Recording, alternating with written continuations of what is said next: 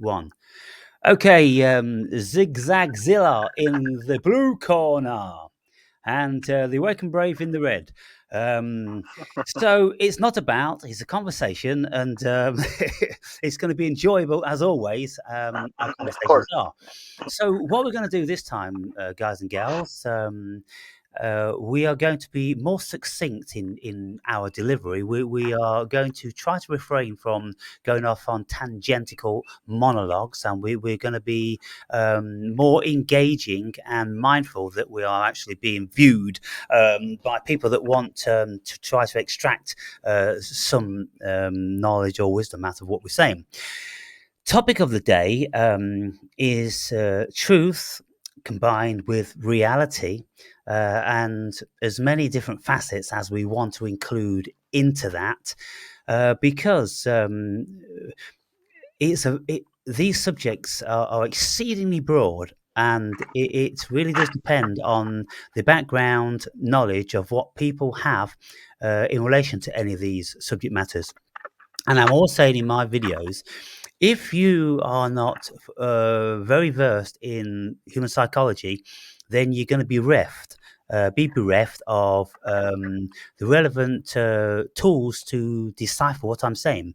And that's the same if you're not versed in philosophy in general, but also Eastern philosophy, because much of my stuff is coming from Eastern philosophy.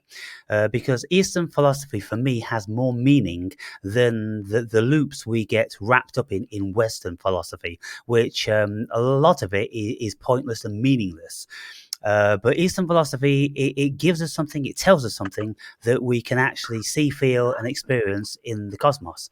And one of these things is called Maya, the whole illusion of life. And the lack of any real truth over and above the Brahman, that everything is conscious and it's all love and all sort of thing. And so, where do you want to come in on that? Because in one of your Yeah, comments, you said you you talk said about that there is, Maya. yeah. Yeah, yeah, you talk about Maya. Um, being the illusion. You said there's no truth. Why do you say that there is no truth? Well, And what is the definition of truth? yeah. I Is mean, it's kind of like, it's not like there isn't any truth, fundamentally 100%. But there are very, very broad variances of what we could consider to be true. Now, the premise I'm coming from is that in the Buddhist philosophy of Maya, they say that there is no self. And so and that, of course, discounts straight off the bat ego. And if people aren't versed in Eastern philosophy and they don't at least reasonably comprehend the concept of Maya, then they'll reject it offhand. Their ego will reject it because their ego tells them, this is real, look, Aaron, you say there's nothing real. And it's kind of like, oh God, where do you begin? This channel is a philosophical, psychological, spiritual channel, and you are not engaging with any of those if you are only seated and versed in your ego. So anything that the ego thinks is real isn't real, because the ego is a liar, it's a false prophet, it's the operating system to the illusion that we're having now in the physical world, because in fact there is no physical world here, and it wouldn't even be so terrible that people couldn't grasp this if it was only coming from Eastern philosophy. But it isn't coming from Eastern philosophy alone. It's also coming from Western science, the most respected paradigm in the Western world, vastly over and above that of religion, when quantum physicists have been telling the world for 120 years that there is no physical matter. When are people going to get their heads around that? When are people going to step outside of their fantasy, of their hypnosis, of their propaganda, of their delusion, of their Maya, of their illusion? All these sort of things. It stems from the fundamental premise of world education, which teaches that we are actually real boys and girls and things, and there's a physical world. There is only the illusion, Maya, of a physical world. That's where I'm coming from. And this is absolutely irrefutable because, they haven't been able to refute this in 120 years in quantum physics. And they haven't been able to refute it in thousands of years in Eastern philosophy. And so that's where I'm coming from. And anyone that's going to be dismissing those, well, it's not a good argument. How did you come to that conclusion of your theory of what you just said right now? How did they come to that conclusion? Well, through 14 years of being on the spiritual journey, having been versed in deeply in human psychology, knowing that the ego is a liar. Every single thing about the ego is a fiction. And all we need to do is look into philosophy, and we can see that there's many philosophers that have spoken about this. One in particular, Descartes, René Descartes. I think, therefore I am, cogito ergo sum. He said in the 1650s that there is nothing here that we can actually depend on as being a reality, true or valid, other than the fact that there is something that thinks. And that's something he discerned was God.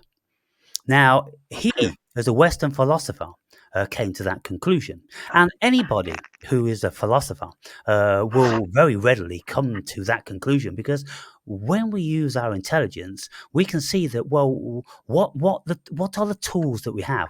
The tools are language. The tools are concepts. And what do the tools actually create? They create the illusion of something. Now, if I hold up this CBD oil here, and people could say, that's real, it's tangible, I can hit it on my head and all these sort of things. But if you then have a quantum physicist in the same room and you ask them, is this solid? They'll say, absolutely not. It's only the illusion of solidity. Where do we go from there? So, when I first asked you the first question, because I saw the video, you said that there's no truth, and then I asked you right now, is there truth? And you said it's not like there's no truth. So is there truth or is no truth? Well, I mean, I'm completely on the fence about whether there's truth or not, because to be perfectly honest, I haven't found anything that I could 100% depend on, save for the fact that there is an essence of awareness. There's an essence of awareness which I have never been able to escape from. But if you don't know what the word truth means, I'm sorry to cut you off, but if you don't know I'm not saying you don't know what it means, but I'm saying if you don't know if there's truth or not, so what you speak on, is it truth or is it not truth? Well, it depends from what level you interpreting it. Now, I've just took everything you speak on camera, everything you've said, all your videos, is it truth or is it not truth? Well, as far as I'm concerned, there's no truth. I'm not speaking any truth. I'm not speaking. So why would anybody want to listen to somebody that's not saying the truth? Yeah, well, why would anybody want to do anything? The point is, you see, this is the whole thing with philosophy. It's, look, here is a it's a good question. It's a very, very fundamentally important question. Why would anybody want to believe in Maya? Why would anybody want to believe that this is an illusion? It's not real, and maybe infer that it doesn't have any value. But when you look into the real essence of what Maya is, they're not saying that it doesn't have any value. They're just saying it isn't anything like as real as our egos are telling us it is. Now, what I will say is that, I'm making all these videos and I'm saying a lot of different things, and then people say, well, you say there's nothing true, what's the point in doing it? Well, we're having a human experience. I mean, there is something going on here, but try to find out what that is. When you look into the human experience, dismantle it, there's nothing there. When you look into the world, dismantle it, there's nothing there. Everything falls through your fingers. That's what I'm saying. That's what the Buddhists are saying. That's what quantum physicists are saying. That's what philosophers often say. And I lay that on the table, and then I'm open for conversation. All right, and I'm gonna stay in the same thread of thought because I know you got sensitive people who can't like uh when I ask different questions, they say that we're not staying on topic, but it's good. I'm trying to stay on Yeah, the let's same try and thread. narrow it down. Let's try and really narrow this one down. Yeah, well, that it is going to be all narrowed down. That's why I'm going to ask you, where do emotions come from? What are emotions? Well, what are emotions? Again, there is. Let me just read you here: 1, 2, 3, 4, 5, 6, 7 varieties of so-called. Well, just put it in your own words and very condensed. If you could just Yeah, put it in your own I words. mean, what are emotions? Well, I mean, where do emotions derive from?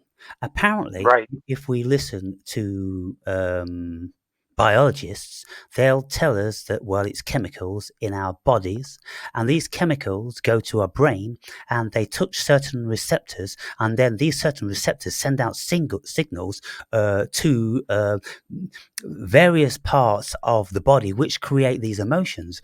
But I'm telling you now, there's not a single person on the planet that can tell you exactly where your emotions come from because they don't know anything about this. So you by asking that question, it's another one of those questions which is absolutely unanswerable. If you ask me, where does my love for my squirrel come from?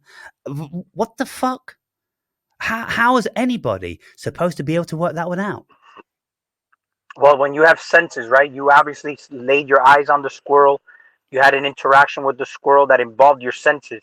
So your body, for example, is an emotional body. Like, when you mention ego is basically more or less the feminine side of you. The ego is very fragile. It's very emotional. You get what I'm saying? And that's why Yeah. you have to take over and control of your ego. So I talk about this in my videos where I say that the word love, for example, is completely used in so many different ways that it's like people don't even understand what that word even means unless you get to the root source of what that meant. And I did it by talking to God, talking to the devil, but there always has to be an opposite witness. So if I talk to the devil, the omnipresence is the witness. If I talk to the omnipresence, the devil is the witness. But I'm the one that has to basically become these polar opposite ends to even know what questions to ask. But I came to the realization that the love is the glue that's holding everything together. So you formed some form of what we would call metaphysical or spiritual connection with this squirrel. And it involved you having to have a physical interaction with the squirrel that grew an emotion of love. That's why the chemistry happened. So, for example, you may feel more for that one squirrel than you would for any other squirrel. I've experienced this in my garden where I have my cats, and then there's some outside cat that comes and wants to fight my cats. I get emotional as if it was me happening, if it was happening to me, right? Yeah. Uh, there was an experiment done, and I'm going to keep it short. There's an experiment done on a rabbit who gave a litter of little rabbits, and they took literally a rabbit from that litter, Into and the space. rabbit, the mom, right? They took it into another place, and they killed that rabbit. And without the mom even being there, her brain went haywire, and it's because there was some type of spiritual bond that was still there. You notice how they have to breastfeed off the mom, and then they get weaned, and then go in their own little world. It's like a disconnect that happens. There's some beautiful thing that happens. It's Yeah. actually love, because love is a disconnect. Also, they say love, if it's meant to be, it comes back, but it's Well, also a detaching. yeah, but here's my question. Isn't that just an assumption? How could you Of what? prove the, The if the rabbit if the rabbit was hooked up to a bunch of machines, by the way. yeah, That's what I but you've forgot got to to be add. careful about all this stuff is because unless they've done like 100 rabbits and they've took 100 babies from these rabbits and they've got very, very convincing results from all of these rabbits, then we could start to consider that there is some sort of psychic connection to them. But But there's even a there's something interesting that happens. So I got kittens, and the thing is, I've already taken care of so many multiple litters, but it's just the way the mom interacts and the way she's so attached to these kittens that when I even take one away, she's still by the door making sure that that kitten comes back. Like, she's just very, very attached. There was one that actually left the house. It was a feral cat. And believe it or not, because she knew the babies were in my house, she came back into the house just to breastfeed them. You get what I'm saying? Because she knew they were there. right, And then here's the thing, though. There was also a French scientist who performed an experiment on even on little chicks. And the thing is that there was a robot that was running randomly in a pen. And the thing is that these chicks, upon being, they were born, they looked at this robot and imprinted it as their mom. But the whole thing is, this is strong evidence of something called psychokinesis, that they actually wielded that robot to stay with them, and the robot stopped moving in random patterns and actually stayed with the chicks. But what caused that to happen? Yeah, You know what I'm well, saying? Those are multiple random studies that happen. yeah. So what we have to do is, of course, we have to engage philosophy when we start to look at these things, because if we only are relying on biologists, and they will write down data and they'll say, well, look, there appears to be an emotional reaction to the parent when the child is gone, and when we kill the child, then we can read an emotional reaction in the rabbit. Then what happens is there is an inference that has to come into place. And so then, because we feel emotions, then we are projecting emotions onto other living animals, assuming that they have them and feel them in the same way that we do. So what I ask is, well, where is the truth? Where But is the here's the thing, though. absolute That's a truth? great question. That's a great question that you put, and the great phrase you put there. But the whole thing is that inverted away around, though. You just said before, there is nothing outside of you. It's all illusion, right? So these animals are nothing but a mirror of, and I've mentioned this in many videos because I've seen this. They're a mirror of your root chakra. They're nothing but a blueprint as to what you're going through in your life. Everything that's happening out there, you're actually creating it, and you're projecting it, but you're not projecting it in a way you're putting this humanity into them. You're just seeing how it works. The mechanisms of how life works is how it's working within you. So you're creating that image of these things in the image of God, which is you. So these animals, when you see this happening, here's why I said on a light level, we do this also. We become emotionally attached to our animals, our humans, our whatever. We become that emotion. We feel that. It's a real thing, right? We know what that is. So we say, okay, we're experiencing that. I'm observing it through animals, but the animals are looking like they're wielding this robot to stay with them. This is just a blueprint as to the capacity that humans have, that we can wield things to work and stay with us to some extent as what we would call psychokinesis. But nobody uses these abilities, right? Because we're just looking at it as, oh, we're projecting this onto the animals. But without projecting the humanity, internalize it and say, we're looking at that. We created that. And that's a form of Jesus saying, you could do what I could do, but only better. The animals are doing that. And we look at that as such a beautiful, amazing thing that animals do. We're able to do that and only better. Yes, You get what I'm saying? but here's the thing. You see, we if we look at solipsism, then it's the philosophy that we cannot prove that anybody else is conscious. We absolutely cannot prove it, because we can't share another person's consciousness, so we can't verify it. When we look at other people, and we're having this conversation now, we are assuming that we are each conscious because of the reactions that we get from the things that we're saying. But Ziggy, what would happen in 50 years' time when there are robots which could have this conversation exactly the same as we're having it now, because they have all the human experience within their chip, which enables them to put pieces together and to give us back what it knows that we're looking for? Now, here's another thing, and this is really, really important. When we look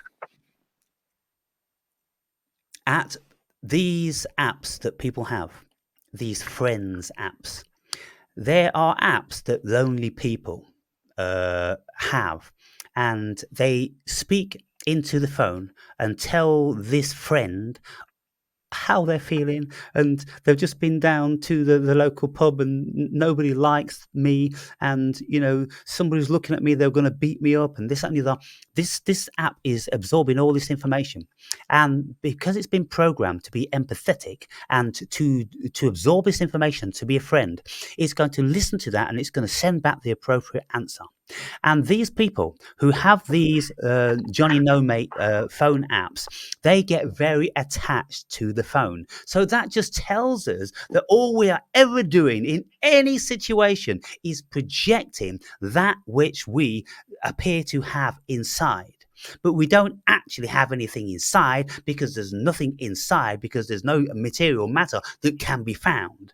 So all roads lead to Rome. They all go out into the oneness of consciousness. It's the dream. All this stuff is in one dream of one brain, of one consciousness, of one God, and that's the only show in town. That it is irrefutable. We can't go beyond that because our senses tell us that there's something going on here. But when we look at every single facet of it, it slips through our fingers because we can't pinpoint it. So, I mean, I agree with that. Now, the whole thing with AI, for example, we are already doing this on a light level. And not only that, but when you mentioned the Friends app, people are fake as well. You know how many people say that they have friends and those friends are fake? Absolutely. But that has a lot to do with the individual that is basically even projecting these people or like creating these people in their life. You get what I'm saying? But either way, when you look at AI, our phones, I've seen people leave their phones at home and then they feel naked. They have to literally turn back because they feel naked without it because they depend on the information. Over and above that, Digger, just let me interject here. How many people have you known that have lost their phone and gone into abject fucking terror? They've panicked. Right. Their whole fucking life is go put a police report. I've put a police report, a missing persons report. Yeah, fuck. I've seen grown men and women fall to fucking pieces because that phone, has been momentarily out of their possession. And I'm like, fuck, people, come on. What the fuck is going on there? You see, you asked me about emotions, and I'm going, how do all we're fucking doing is fucking chemicals in our brains. We're doing it to all different sorts of degrees. Well, where's the truth in that? Where is the fucking truth and validity of an emotion about an abstract object which isn't living? Mm-hmm. So when you talked about before solipsism and consciousness, right, that means that you are basically saying that nobody else is conscious. But when you look and you say everything's Maya, wouldn't it make sense that from that theory you would say that you are literally creating artificial intelligence in the form of other people when you come in contact with them, only mirroring back what you are? Meaning, like, if you come in contact with an angry person today, the moment you walk out of the house, you created that individual only because of a hidden emotion you have, and life is showing you that basically as a mirror of you to show you that you're angry, and then you can give life to that person and entertain the same vibration, or you could transmute it and breathe a different form of light into that person because you controlled your breathing. Exactly. Because I always say that everything's controlled through the breath, right? Yeah. So if I'm breathing a certain way, my body's not going to engage because my body doesn't know the difference between a real or fake experience, but that internal God or that awareness within you knows the real or what's reality. And you are basically now breathing a different form of consciousness into that individual. In the same way they said to the Bible, God breathed the breath of life into the nostrils of Adam. Yeah. So every man you're creating, you're also in charge of how they react to you. What do you think about that? Let me answer that question then. Now, I can answer that question with a brief illustration because I made a video probably about 2 or 3 weeks ago now. There was a new old couple that moved into this complex. And one day I was out feeding my friends, and Providence was sitting on the fence, and I was talking to him and, rubbing noses and things like that. And this guy comes out into the garden and starts to, make preparations for planting some runner beans. And I said to him, have you met my friend? And he said, if that fucking thing comes near my beans, I'll throw a fucking rock at it. I was like, oh, you're talking with the wrong attitude to the wrong fucking person, mate. Mm-hmm. I said to him, that's interesting. You might just get a rock thrown back at you. Well, fucking might be. And then he just continued digging his soil and everything. I made a video and I said, look, guys, there's a scenario in my building and I'm going to be documenting it. And what I often do is when I'm feeding Providence, I take my camcorder so I can catch the wonderful bits. And so whenever he is there, I'll have the camcorder on me and I will engage with him and I will enable him to destroy himself, incriminate himself. And then I will have things on camera whereby he's threatening my pets and maybe me with violence, and that then will be license for me to complain about a violent, potentially violent tenant, and have him chastised and warned and this and the other, or at least documented. But what I did is, I thought from that instant, because he riled me, and I thought, if you ever destroy what I've got going here, I've built this up over a 9-month period, and now I've got like a half a dozen squirrels eating out of my hands, which is a very rare thing. And I've got, birds almost eating out of my hands. They're 1 feet away on the floor all around me. And as soon as I go out into the garden and I start speaking, then all the squirrels come bouncing through the trees, and the doves and the pigeons and the blue tits, the great tits and the robins, and I'm like a character in an Alice in Wonderland movie. Yeah. And so I was very, very protective about that. And I thought, well, he's potting all different sorts of plants and building up these hanging baskets and that. And I'm like, everything you're doing, mate, is in vain. There's not a single thing that you're planting is going to get past about a week's growth, because I'll walk around one night and I'll poison the fucking lot. Now, that was an option.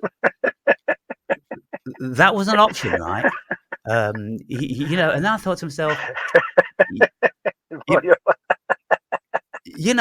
like, don't be fucking with me. Don't be fucking with me, because, I'm an open and loving and caring person, and I'll have communion with anyone. But from the get-go, he only just moved in a few days ago, and he started with me like that. He knew nothing about me. He knew nothing about how long I'd been here. He knew nothing about what I'd cultured here. He didn't care about all that. It was just my fucking beans. Well, we'll see about your fucking beans, mate. And we'll see about you, because I'll get rid of you in no time at all. But anyway, I thought to myself, okay, look, you know how this stuff works, Aaron. You know how the universe is magic, and you know how your thoughts are going to create your reality. And I'm like, okay, I'm not going to be poisoning anything. What I'm going to be doing is I'm going to enable him or allow him to poison himself. So whenever I see him, I'm going to be nice as pie, Larry. And all I'm ever going to do is I'm just going to ask him questions. And if he comes out and mentions my squirrels, I'll say, so how do you feel about squirrels then? It seems like you've had a bad experience with them in the past, because if people are feeding birds, they tend to want the birds to come, but they don't want the squirrels to come. So squirrels become a little bit of a pest, don't they? And so most people, they just think squirrels are vermin, the tree rats, and this, that, and the other, because they're going to do anything in their power, and they're very intelligent creatures, to get to the birdseed. And so it's kind of like that's, the objection that lots of people have for squirrels. But he didn't know that I had this loving, endearing relationship with a critter, an orphan that I nurtured, which would doubtless have died, and it become very close to me. And so I'm thinking, well, this person is a very ignorant, stupid person. And so I'm pretty sure that, I will offer him the opportunity to hang himself. And so I don't need to do that. So because I settled it in my heart that I wasn't going to do anything with animosity towards him at all, then what happened? What happened is I saw him about 5 days later, and he's potting his plants, and he's out in his little enclosure near his flat. And he goes, all right, mate. And I went, yeah, how are you? And he says, I'm planting this garden for everybody, it's for all of us. And so anybody can come and enjoy it and whenever they want to. So I walked up to him and I, engaged with him. I said, well, that's very nice. You see, I said, what you're doing, you see, Jeff, is that you're bringing colour to this complex the same as I am, only we're doing it in different ways. I'm bringing all the animals and the birds into this garden, and you're bringing the flowers and the plants. And so we're both doing the same thing, only in different ways. Oh, yeah, fully get that one, yeah, and all this. Never had any problem since. In actual fact, he hasn't even planted his beans, because it seems to me his wife has said, listen, he's got a thing going with his squirrels, and you've not got no right to go there to tempt the squirrels. They're gonna eat them. That's what they do. Yeah. And so if you don't want war, then don't plant those fucking beans. So in other words, you see, you basically felt like you created this individual, but you breathed a different breath of life into him, and you created a different outcome. Completely changed the scenario, because I changed my heart, I changed my thoughts, exactly. I changed my vibration. Mm-hmm. You know what's crazy though? It's I got my cats here, but you know, I got a neighbor who can't stand the cats. You know what I'm saying? Can't stand them, and complained and a bunch of shit. Right? What's funny is that I didn't like that. I had that complaint first. They pissed me off in the beginning because they kept going all over my plants when I was starting my garden. Yeah. This is when I moved here, and the whole thing is there was a lady that was living next door where that guy is now is next door to that lady. But that lady was taking care of all these fucking cats outside, bro. Like I'm talking about like 7 or 8 cats, and she kept feeding them, but they kept multiplying. And that shit was pissing me off because I'm like, dude, I got my raised beds and shit, and they keep going in there and fucking digging up, making a mess. Yeah. So I was You know, he's really thinking, fucking pissed, probably. really pissed off, and I complained to community, the community shit, Right. and you know, it was back and forth, a big complaint about it, but I was never even a cat. I never liked cats. I was allergic to cats. I just like dogs. Right. But believe it or not, she moved out. These cats somehow gravitated to me, and I didn't want nothing to do with them. You know what I'm saying? I'm like, and I'm not an animal. I'm an animal lover. I don't hate animals, so I wasn't gonna throw rocks at them or anything. But I kind of like kept shooing them away. Or I let my dog out because my dog was chasing them. Now my Yeah. dog is best friends with him. By the way, long Right. story short. Yeah. But the whole thing is that this neighbor of mine, right? Here's the thing. I look at him now, and he's complaining about the cats when I was doing that shit in the beginning. But Right. then since the cats came into my property, and now I became emotionally involved with them to some extent, now my heart changed automatically because I was involved in that. But that happened through unawareness. You see, you did it through awareness. My shit just happened because it pulled on my heartstrings. Now I became a cat person. So much so that I endured the fucking allergic symptoms of it. I mean, I talk about. I felt like I was dying for like 3 months straight. I'm not Right. Aaron. When I tell you, I felt like I was good. I didn't sleep. Asthma, and I don't have asthma. Right. But at night, I was like I couldn't breathe. Hives everywhere, rashes. My eyes were itchy. It was just a big mess. But I endured it. My girl kept telling me take medicine, and I said no, I'm not gonna take medicine because I don't believe in medicine. So I just kept taking the herbs from my garden. Can you believe I could put a cat in my face now and sleep with it and nothing would happen to me? You know what Right. I'm saying? But here's the thing though, and I'll cut it off here. For some reason, I feel like certain animals gravitate toward you at a specific moment in time, and they're supposed to be there. Because you know what's crazy is I actually have some squirrels in the forest that actually would come to me and be friends with me. I have certain hummingbirds that have actually flown really close to me and just hovered there. But the reason that I can't be friends with these animals is because I'm friends with the cats right now. And if they were trying to be friends with me, they would get decimated. You get what Yeah. I'm saying? Like I have squirrels that would be friends with me. Like they came to me. I've given them a nut and everything, but that's a short relationship only because I got cats here. You get what Yeah. I'm saying? It's so Yeah. weird how certain animals gravitate to certain people. It started with plants, now I got plants, and now I actually made the cats work with my garden. Because if you look at my garden's beautiful. They don't hurt my plants. It's amazing how I shifted. Because I changed my heart.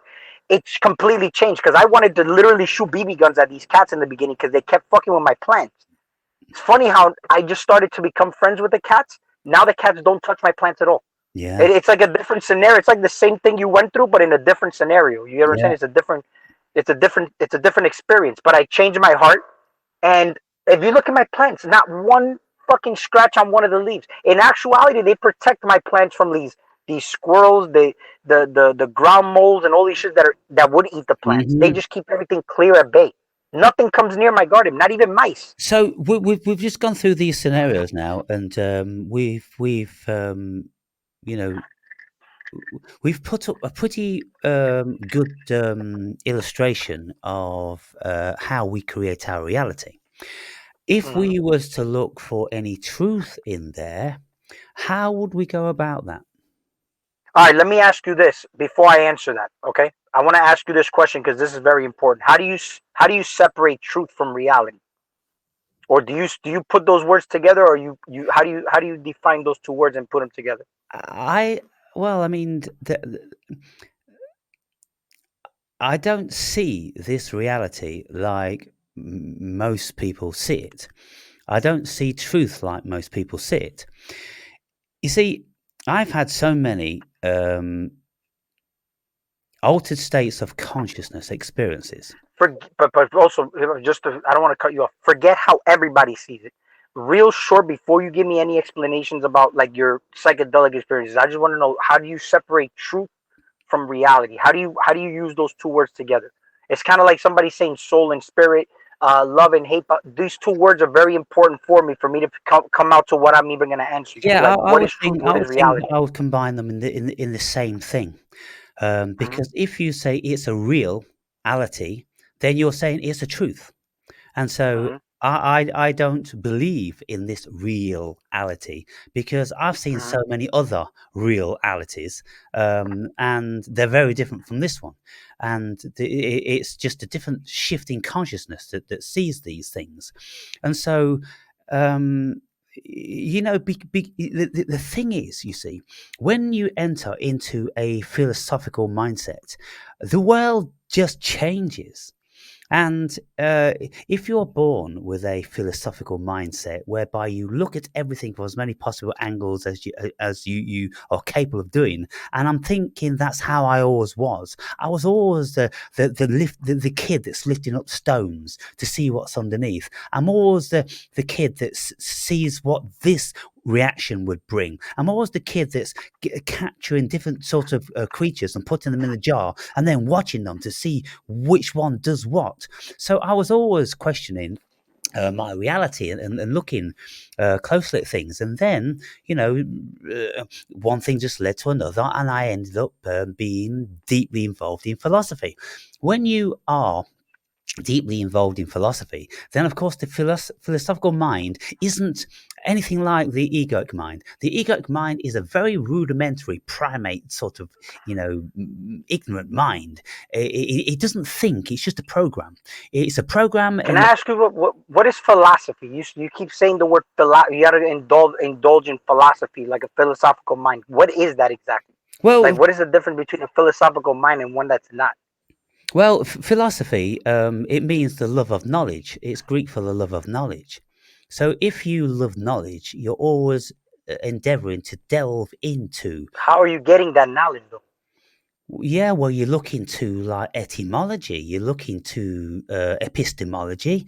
Etymology is the root of all language. You look into epistemology, what is it to be a human being? You look into ontology, we reflect on this human essence and everything. Then when we deal with metaphysics, we're dealing with things outside of the physical. So we deal with the human being. What is it to be? What is it to love? What is it to hate? All these different, facets of what it is to be this human being. It's a very, very exceedingly deep and multi-faceted collage that the vast majority of people will never ever think twice about. How many times have we asked people, so what do you think about that? Or what do you think about this? And they go, oh, now you've got me. Never thought about it really. And I'm like, what the fuck? It's one of the most mundane things, and you've not thought about it. The ego doesn't think about things like that, Ziggy. The ego is just interested in keeping the fiction alive. That's the only fucking purpose of the ego. Because when you take the ego away, then you realize this is all Maya. Well, let me. I might want to just say, uh, because you said that you don't believe in this reality. You don't believe nothing outside of you. You don't believe in none of these things. You're having experiences, right? And that's why I said the word reality. And I feel like that's uh, a form of getting closer to God. I'm going to explain why. With this reality, it's kind of like I look at reality and what I believe in. If I am experiencing it, if I'm interacting with it, if I'm seeing it, I believe it.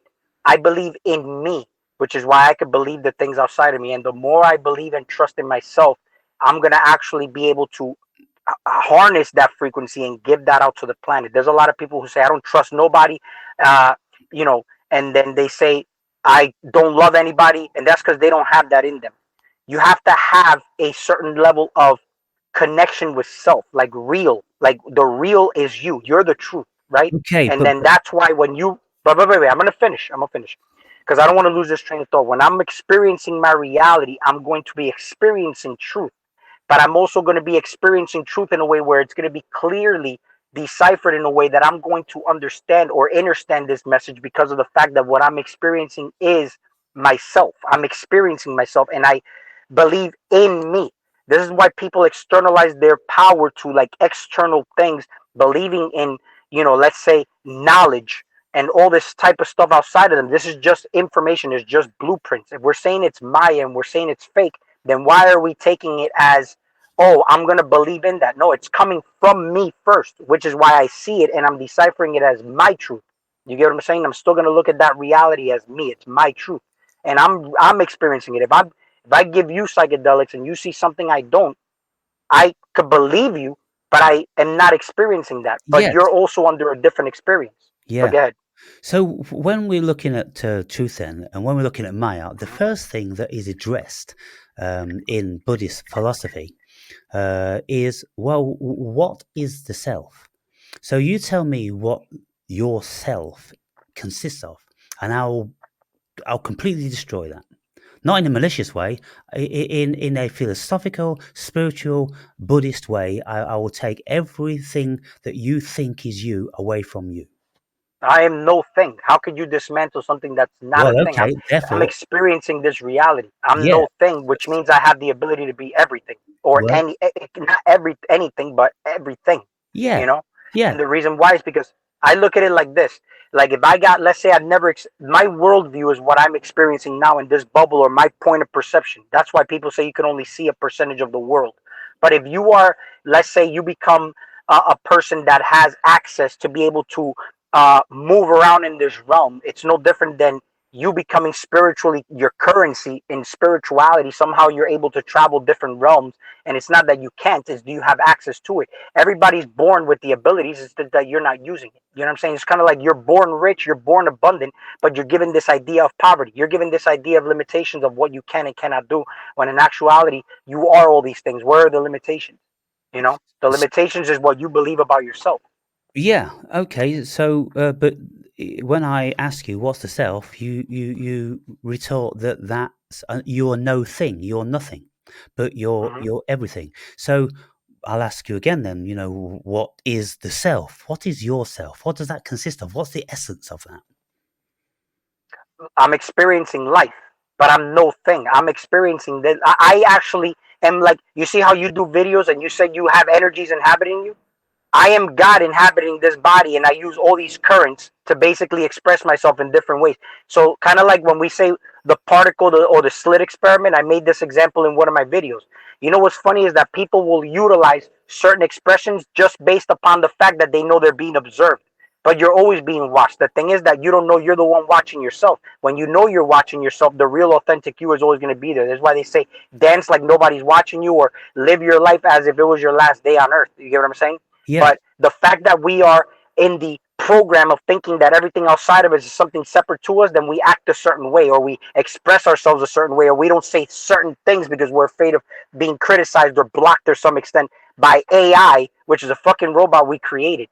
So, in other words, when you look at government, when you look at AI, it's an expression of your own self blocking you from what you really are. Because if you can't express yourself on camera because you're afraid of the algorithms or AI blocking you, that's a manifestation of your own self blocking yourself from what you actually feel like you have the ability to do. Because what the fuck is AI? It's just like when you look back at the Bible and women were created out, well, a woman was created out of the rib of Adam. A woman, first of all, it was just one. But that artificial intelligence was created, and now you have space between two people. That's how you created space and time. The earth is the woman. This is a woman's planet. This is Mother Earth. This is how we are inhabiting, we could say, a mother planet, and we're here to take over, basically over, not over in a warlike state, but over as far as guidance over the feminine energy of the planet. This is why I talk a lot about masculine and feminine energy. When we look at guys like Russell Brand, which I want to get into, you basically spoke a lot about on Russell Brand and the whole religious faith and Christians and whatnot. They're just doing it in an inverted way. I don't even think Russell Brand is necessarily doing it in an inverted way. Ziggy, I think Russell Brand Ziggy, knows Ziggy. what he's doing. Let Yeah, me yeah, get. let me bring you back.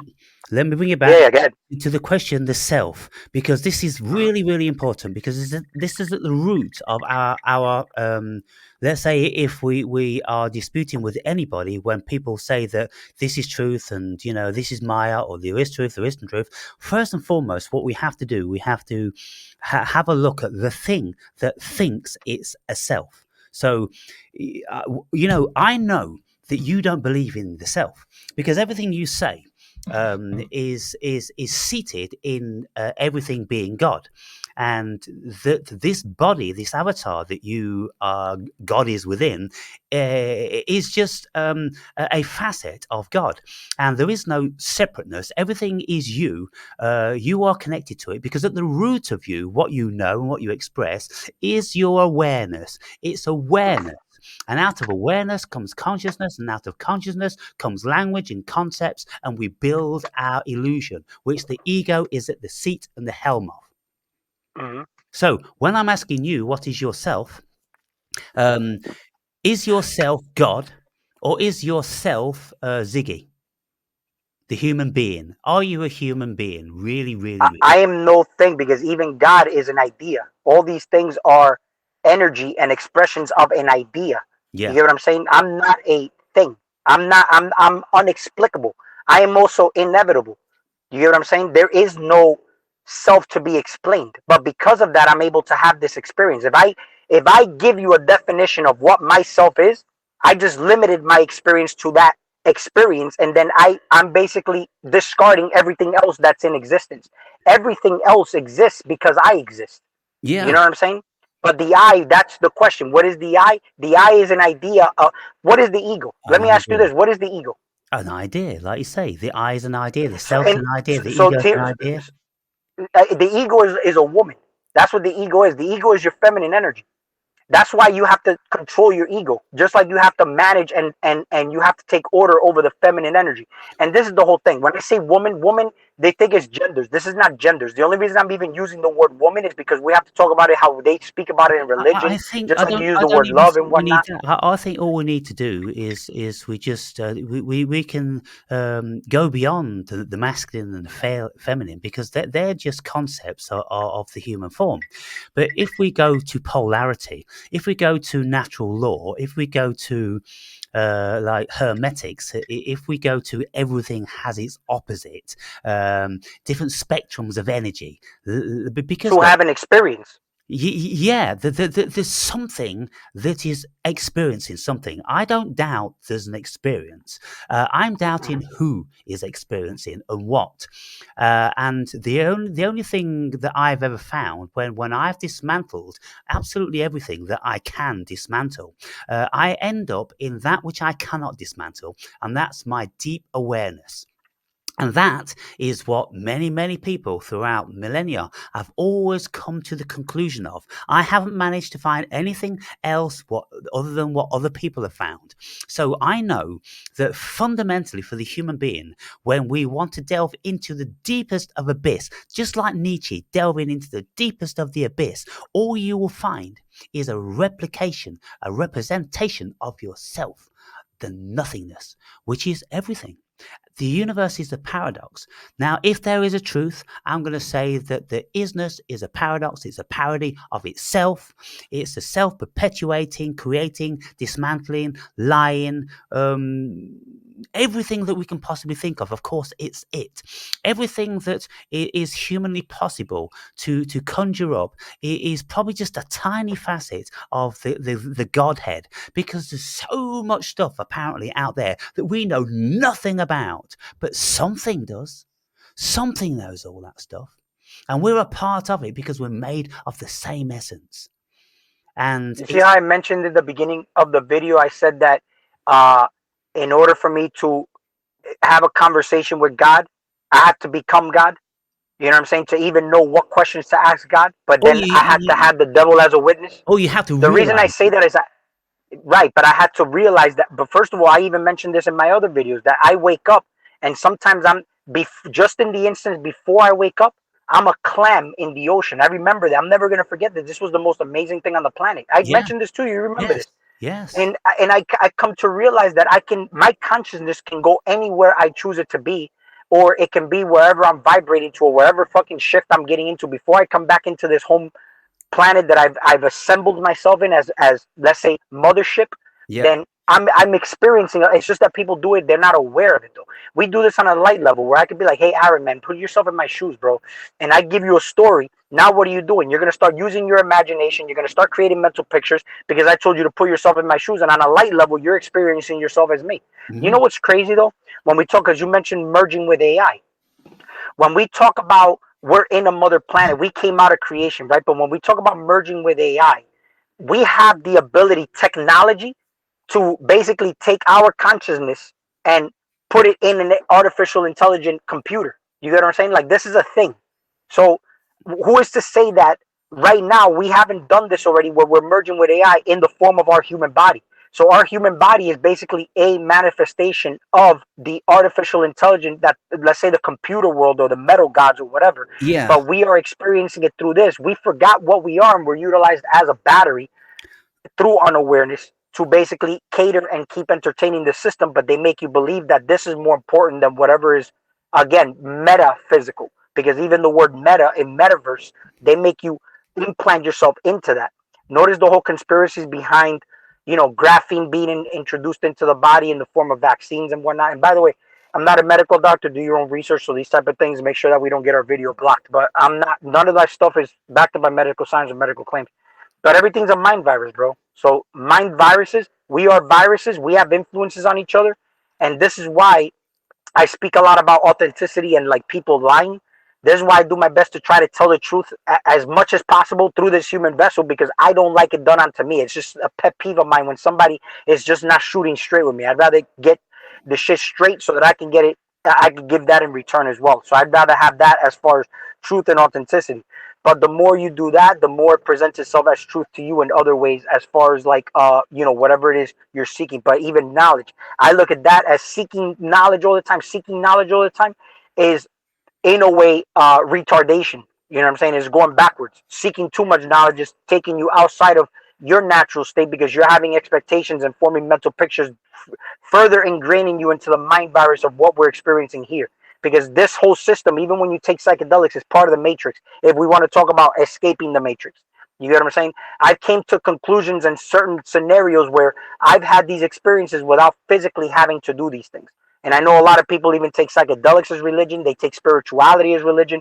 This whole religious mindset is the actual problem. Religion is not designed to be created to control humanity. It's meant for you to be utilizing it and take situations as far as negative and positive and utilizing it to your advantage as the Godhead.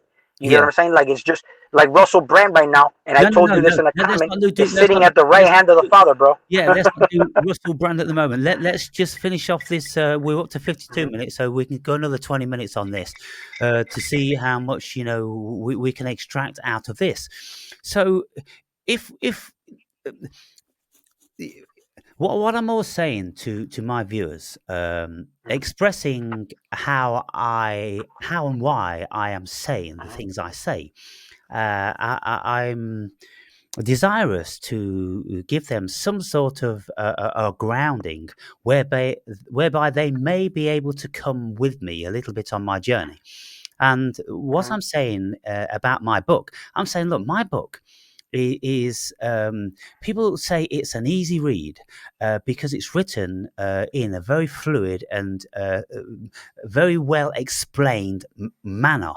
But the depth of that is something that isn't going to be perceived by the vast majority of people, because if we are going to be perceiving the full depth and magnitude of what someone says, then we need to have that experience. For instance, if you phone me up one day and you go, whoa, Aaron, I just had a mega holiday. I went scuba diving on the Barrier Reef. Now, if I had been scuba diving on the Barrier Reef, which I have many times, then instantly I would be with you. I would be inside your head, in your consciousness. I would be having a very similar experience that you were having. Now, if I hadn't been there, then I would have to rely on movies and documentaries from people scuba diving on Barrier Reef, where I could instantly reflect upon what I saw, not what I felt. I can't feel what it's like on the Barrier Reef. I don't know how excited I would be being on the Barrier Reef and all these things. But you see how much information we need if we're going to be deeply understanding.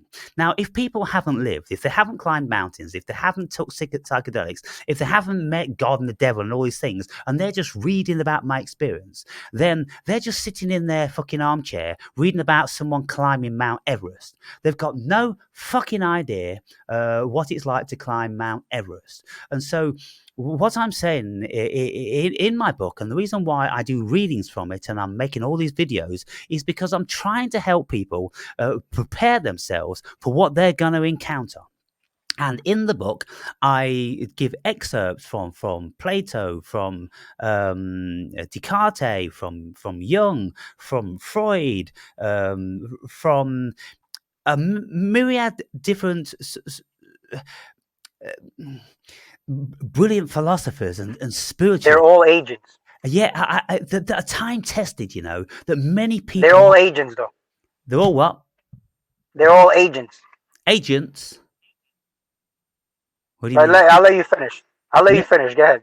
Yeah. They're all agents. In my opinion, look, for instance, like in the early days of my spiritual awakening, I imploded, the ego imploded, and I was in a very dark place. For 7 years, I was in a very dark depression where I was exceedingly limited. And the only thing that I could do was read. Read, 10, 12 hours every single day, never a single day off. There was something that was driving me towards something. And during that period, I was blessed with synchronicity, the allegory of Plato's cave. Now, for those who are experienced and know what Plato's cave is, they'll go, I get it. I know exactly, what you're speaking about.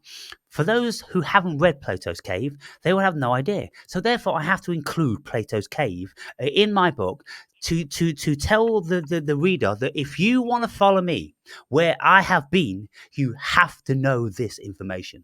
And so I put Plato's cave there for them to read the analogy, to get their heads around the metaphor. Then I tell them my story so they can follow my story in relation to that, And so this is what I've done throughout the whole book. But people, if they're 25 years old, then, they're going to just read the book and they're going to go, it's pretty entertaining. It's pretty cool, that was. But they're not going to be touched to the core of their spirit. So we're on different levels. There are a whole myriad different levels and worlds within worlds within worlds in this dimension. And I use the analogy of like throwing a stone into a pond, and then you've got concentric circles rippling out. Well, my state of consciousness is way out, in like 100 circles from the implosion or the plopping into the water, where young people and less conscious people are in the first few circles. You see, so how could they ever see outside their reality? They can't. So then when I speak about having all different sorts of paranormal experiences taking me into other states of consciousness, into effectively other worlds, well, I mean, anybody who hasn't been there, then they don't know why I'm saying. And if I've been to all these different places and this state of consciousness, Ziggy, is still there, then I come back here and go, who the fuck is this? Who the fuck is this? Because this didn't go there. This fucking thing didn't go there, Ziggy. I went to completely different fucking worlds with different environments and different fucking things and everything going on. DMT worlds and psilocybin worlds and spiritual worlds, like heaven and hell and things like that. This body wasn't there. There was a facet of me that was there. It was the awareness that brought information back and added it to the memory of Aaron Berry. But Aaron Berry wasn't fucking there, nor was any of the things he had ever learned in this dimension.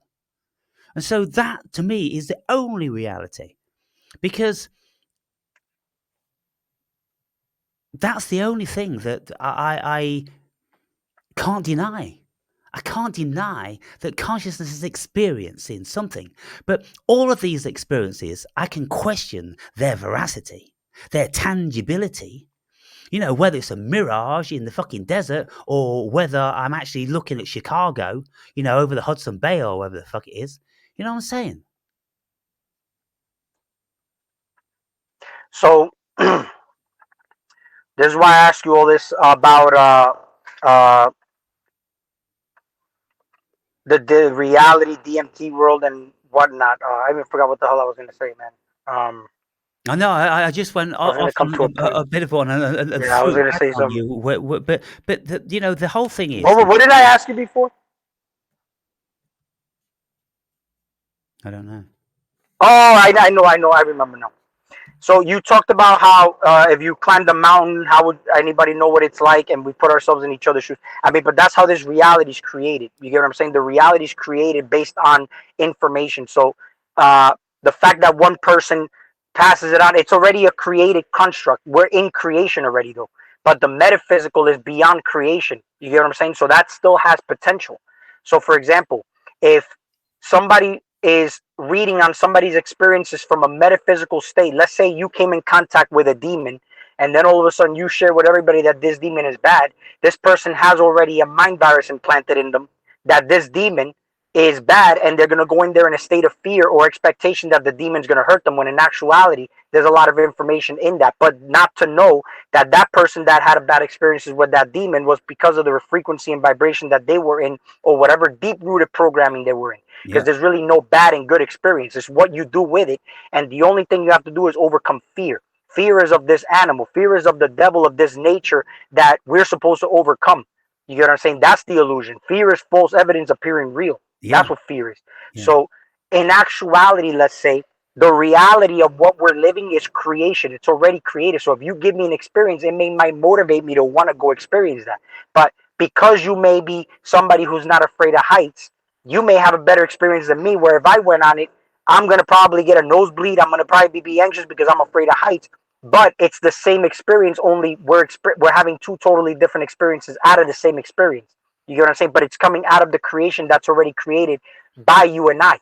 You know what I'm saying? Because that's how is this reality created? It's created because we all came to an agreement. Even money. Why is money a thing? Yeah. Everybody agrees to the fact that money has value, right? Exactly. Everybody agrees to that this matter is matter. But everybody is still you. Well, you get what I'm saying? Yeah. That's why man has to overcome humanity to some extent for him to have the reality of metaphysical experiences. So I wouldn't use that same example. Yeah. Well, you see, what I'm always saying is that if we take away language, if we take away concepts, then work that one through for anybody that's, you know, of a thinking disposition. And if you can conjure up an idea in your mind that nobody speaks language here, and there are no concepts of anything at all. It's like you're an alien. You're an alien and you have landed on planet Earth, and you open the spaceship door and you look out, and your captain, who's on the mothership out in outer space, speaks to you on the intercom and says, so what's down there? And you go, nothing. And he says to you, well, it can't be nothing. Well, if it's nothing he's ever recognized, then what could there be there?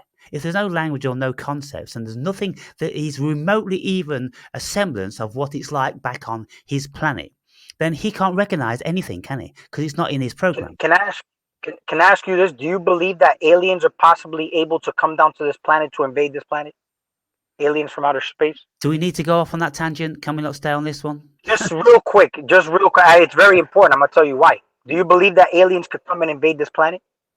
Believe. I try not to believe, you know, because believe is you could say to me. But do you think it's possible? Do you think it's possible that aliens will come down? I can fantasize about that happening, yes. Yeah. So the reason I asked this, and it has to do with what I'm talking about, is because it's reality, right?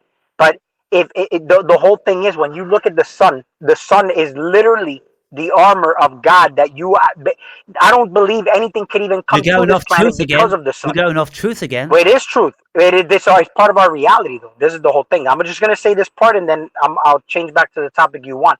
But aliens coming here is just an idea. I don't think anything could come in and out of this Everything's an planet. But idea. even if aliens were coming here, they'd be disintegrated by the sun. Like we have the armor Well, of God look, there. That's basically yeah, a mirror image of what you are, which is the sun, we can the get in son a of Christ. But the whole, sun is Christ. conversation with the metaphysics of hypotheses about other creatures and this, that, and the other.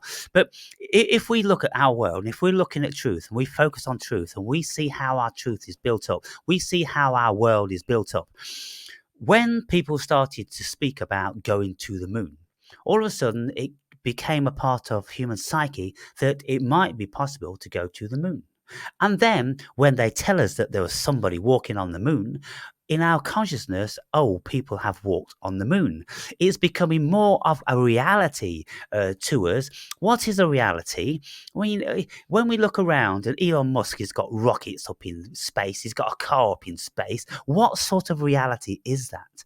When people speak about the sun's 93 million miles away, what sort of a reality is that? What I'm saying is every single thing that anybody said, how is this made? What sort of reality? Of what? I don't know.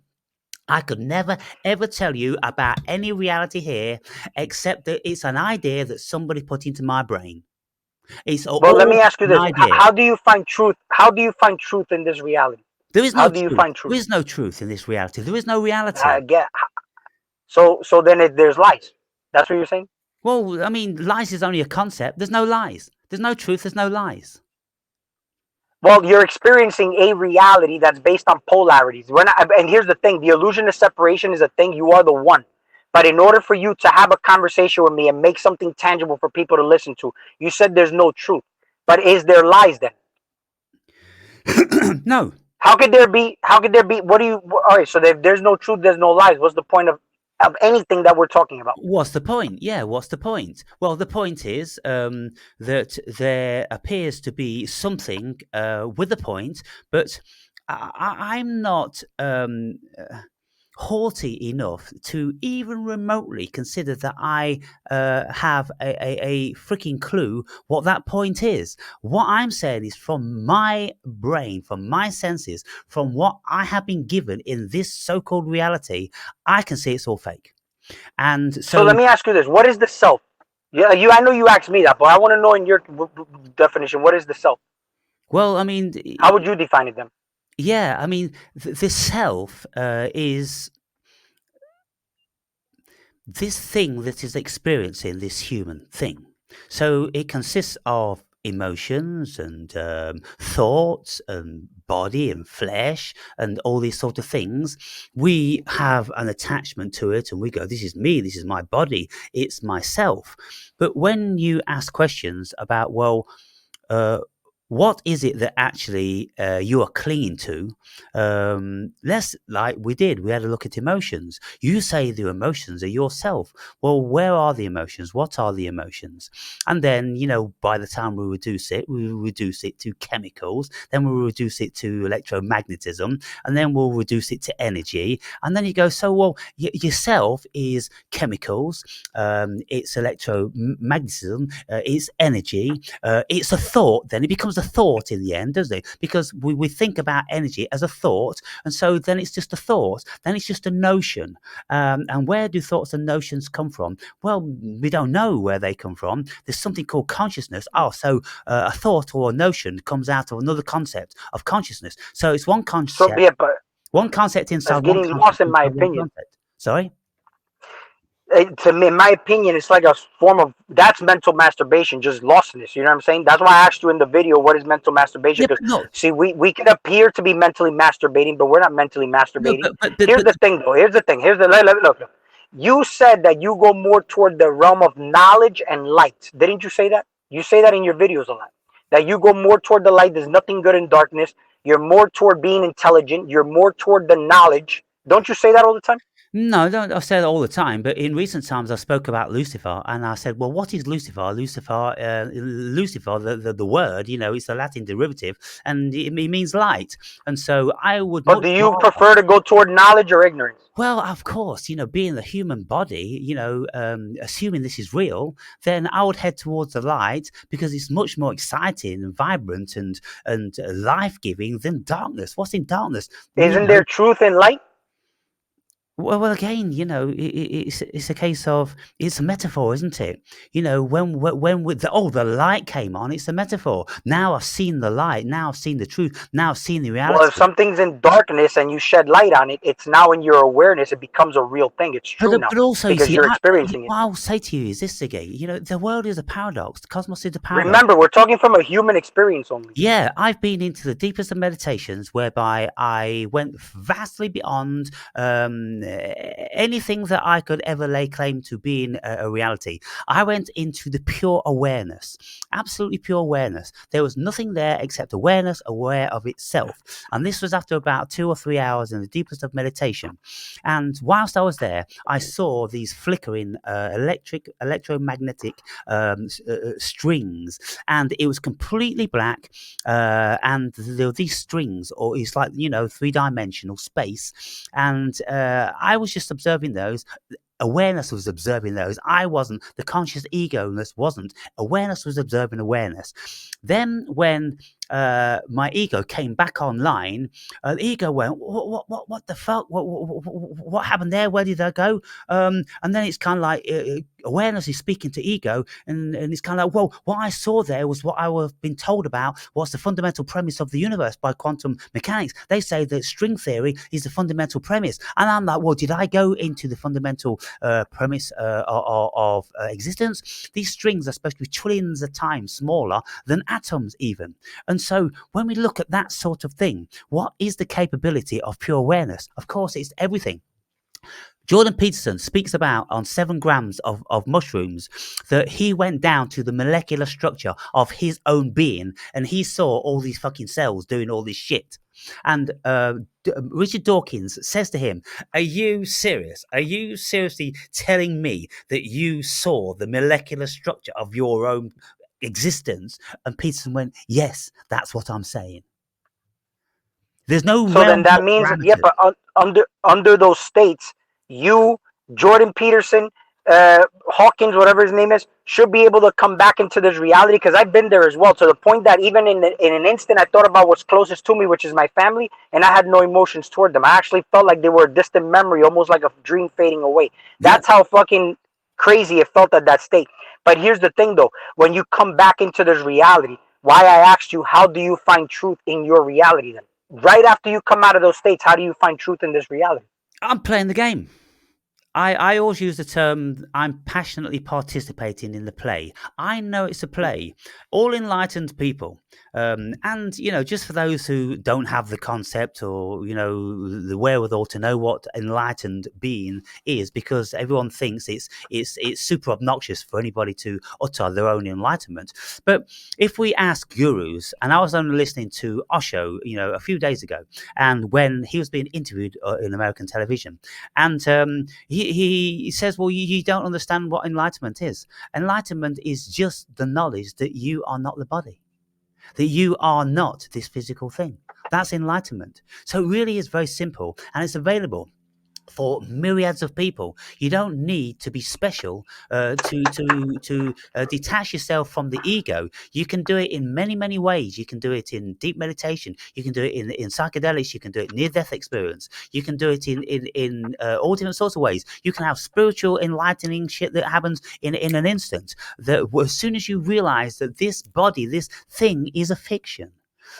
Because when you look into the veracity of it, it all falls through your fingers, every single bit of it. We can talk about science, but on the one hand, we've got science telling us how we can put rockets into space, and then in the next room of the science block, you've got quantum physicists which tell you there's no fucking matter. How can you make rockets out of no matter? There's just a This is an example of science and spirituality being separate, though, when they should have been together the entire time. Yeah, well, I mean, you see, what's happening now is if you are tuned into the theme, the pulse, the zeitgeist of the time, you will see that there's a push for Christianity to come back, or at least religion. You will also see What do there's a you think about that? well, shall we do that in another video? Let's wrap this one up. Let's have a We could do it 5 minute. in the next, yeah, in the next one we could do that. But let me finish off with this question though. Can you find truth in lies? I just think what you're doing there is you're just juggling concepts. Light's a We concept. can't do, it's not juggling concept. Can you find truth in lies? It's because if you really think about it, it's a simple question. It's not juggling words, and I'm not trying to. It's just really think about this. Can you find truth in lies? Can you find truth in light? And it has to do a lot with why I asked you what Well, is the self. well, if you ask me, can I find truth in light? Then Lies, lies, in what light? lies, Oh, light, light. lies. Like you're Lies. lying to Oh, somebody. truth in Lies. lies. Okay, truth in lies. Can I find truth in lies? Well, yes. And matter of fact, that's actually a very good question. Can you find truth in lights? Also, that's actually very true. Also. Yeah. So I mean, if we look into the paradox, you'll see many paradoxes which start on the premise of something being true, and it'll turn out to be an untruth. And then you'll get into the paradox that it is true and false at the same time. So what I'm saying here in all my videos, I'm saying that this thing that we're engaged with here is so super intelligent that the whole design of it is that we just do not have the wherewithal even to begin to be able to comprehend it. And we can see that this has been illustrated to us 2,000 years ago with the Tower of Babel.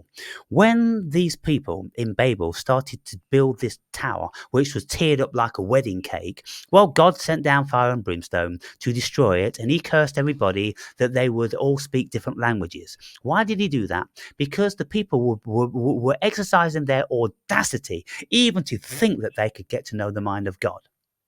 So therefore, that's what the world is now. It's a beautiful metaphor because it is actually true, because there isn't one single person that has exactly the same thoughts as another person. We all speak a different language. We all have different ideas. We all have different experiences. We all have different thoughts. There's barely a single there's not a single person. There's not two people on the whole planet which will have identical thoughts about anything. And when you get the brilliant brains together, like I'm speaking about Brett Weinstein and Russell Brand, they are super intellects, and yet they are chalk and cheese. They are so polar apart, it's unimaginable. And so what I say is, how do we reconcile this if there is truth? How is it that people are so far away from it if one person has it and another person has the polar opposite of that? Brett Weinstein says, isn't it reasonable then to assume that God is absolutely ecstatic that I am a pure atheist? Because everything in my life has absolutely convinced me of my atheism, that there is no God.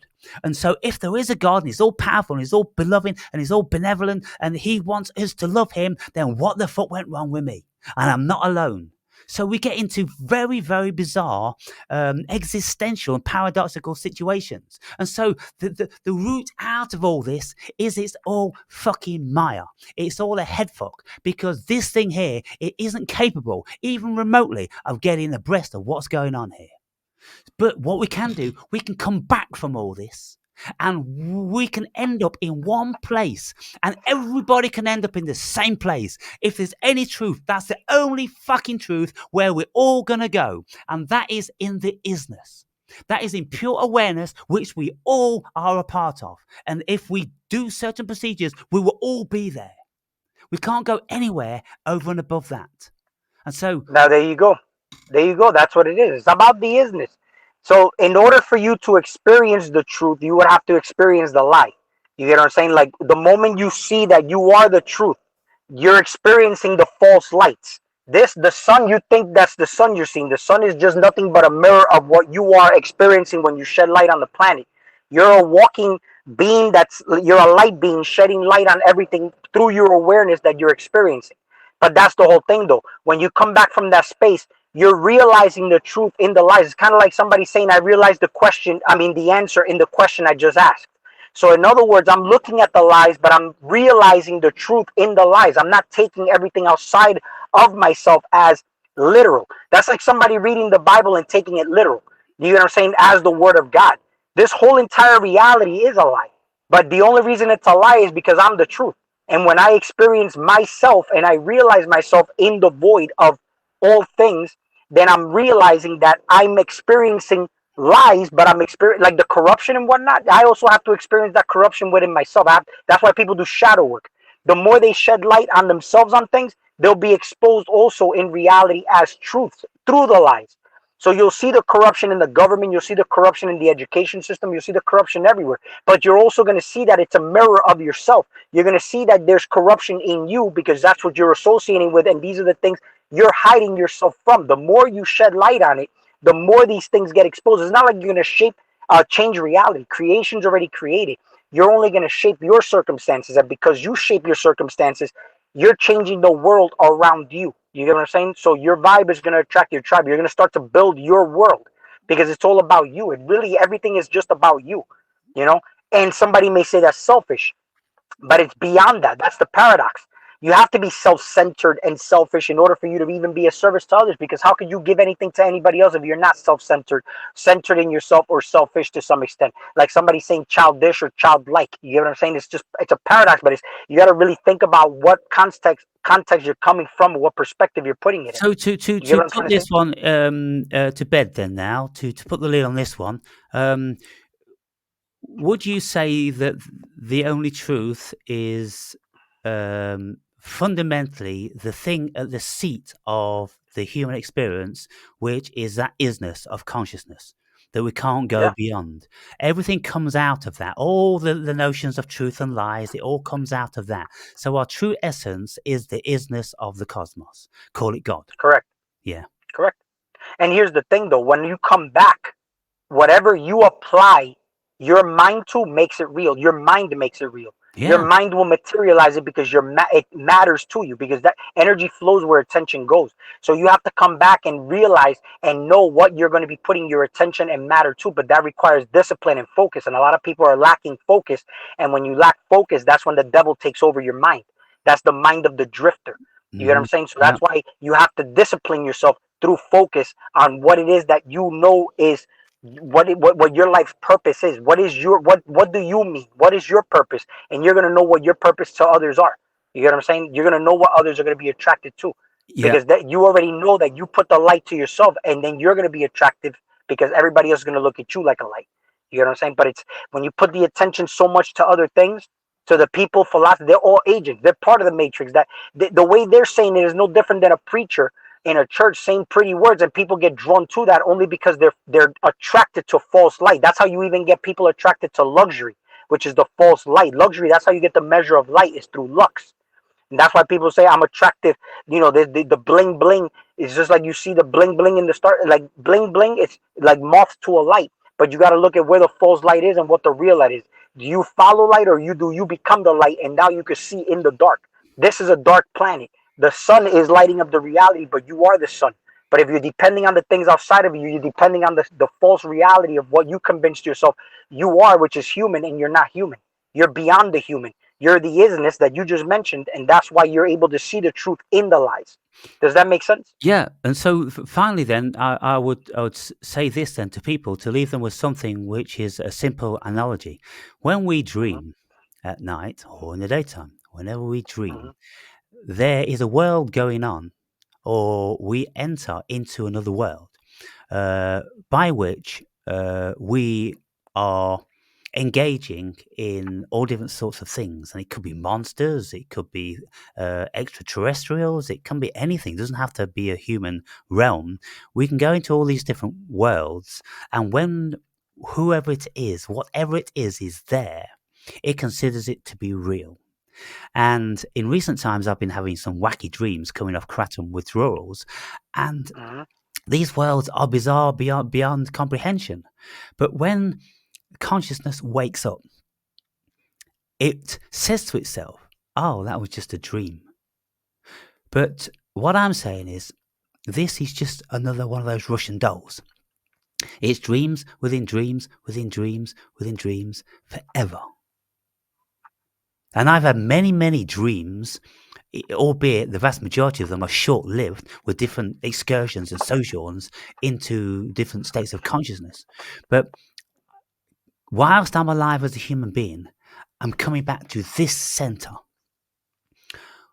The center of all those dreams seems to be revolving around this thing here. And that's the curious thing, because this thing can go into other bodies in other dimensions, and it doesn't need this body. But whilst I'm a human being, it keeps coming back to this body. So we'll leave the viewers to think about that. I'll go and use the toilet, and I'll send you a link in 5 minutes. Or do you want to do 10 minutes? Give me 10 minutes. 10 minutes. Yeah. Okay. Yeah. All right. Good. It's a good chat. Good. Yep. We'll talk soon. Awesome. Yeah.